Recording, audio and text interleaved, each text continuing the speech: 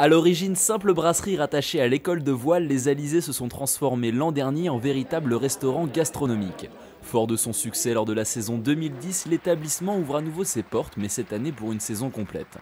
Vue panoramique sur le plan d'eau, carte abordable et plats faits maison, la base de loisirs déploie les grands moyens pour fidéliser la clientèle à l'année. Des enfants, des familles, des personnes âgées aussi, un petit peu de tout, mais il faut que ça reste quand même dans une ambiance décontractée, dans une ambiance de base de loisirs, quoi. Les gens viennent ici, il y a un esprit de vacances quand on arrive aux Alizés. On a l'impression d'avoir pris l'avion, je sais pas, mais quand on voit le plan d'eau qu'on a, quand on voit le ciel qu'il y a aujourd'hui, on n'a pas l'impression d'être à Paris, quoi. Rénovation de l'école de voile, installation d'un simulateur de ski nautique, réouverture du clubhouse du golf, la base de loisirs sort le grand jeu.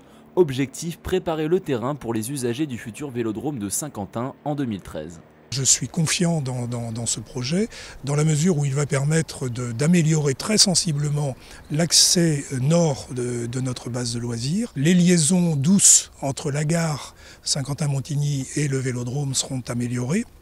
Pistes cyclables, piétons, etc.